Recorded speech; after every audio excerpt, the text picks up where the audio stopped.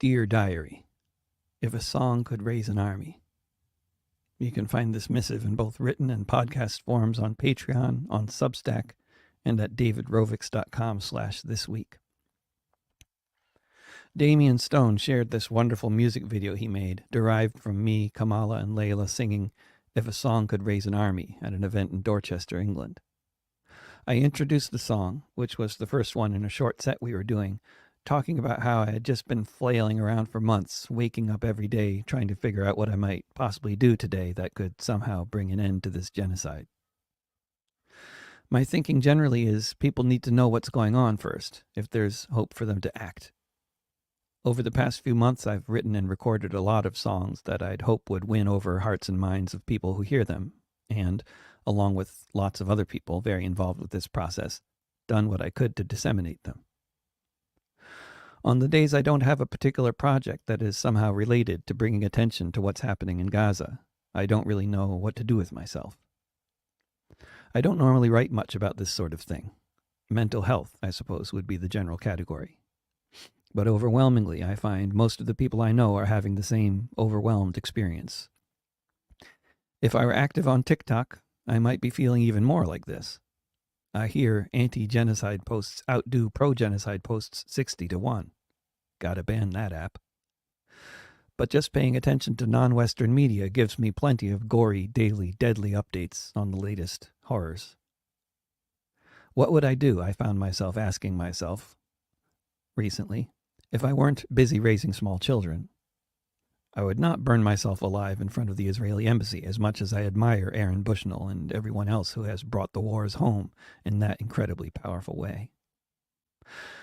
I don't know what might ever have an impact on the overlords of death, but the only way to spend every day that seems the least bit sane is to engage in daily efforts to make them stop the killing.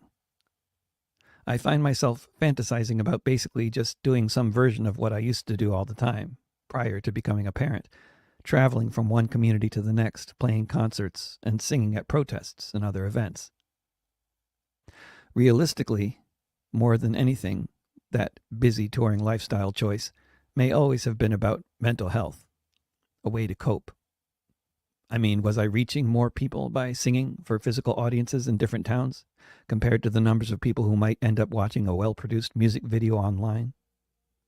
And anyway, if I wanted to tour incessantly like that, like I used to, with or without kids, it wouldn't be an option anymore in the USA.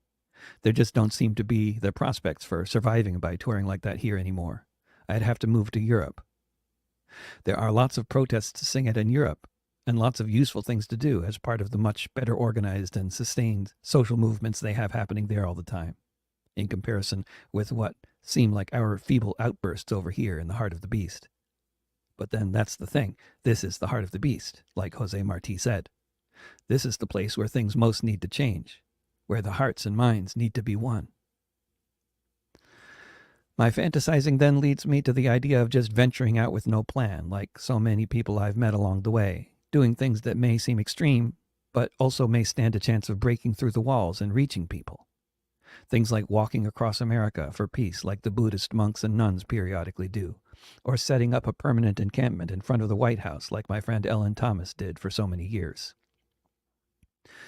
Or going overseas and getting as close to Gaza as I can, joining one of the many efforts being made to do something. Get on one of the boats of the Freedom Flotilla being organized right now, perhaps, despite how prone I am to seasickness. I start thinking if I can't do gigs across the country like I used to, I could just scale down, live out of a vehicle, live off of my earnings from Patreon, and sing these songs about the slaughter on the sidewalks of America. A major obstacle to such a plan, other than having children to raise and rent to pay, is that I used to be a full-time busker in the early 1990s for years, playing similar kinds of songs that other obscure artists wrote. I know what it's like, so it's no longer possible for me to romanticize the idea. But I think for a lot of people who venture out for a walk across America, or set up camp in front of the White House, or who travel across the ocean to try to do something, anything, it's not that they think they've found anything like a solution, any more than Aaron Bushnell thinks he did. It's just that they don't know what else to do.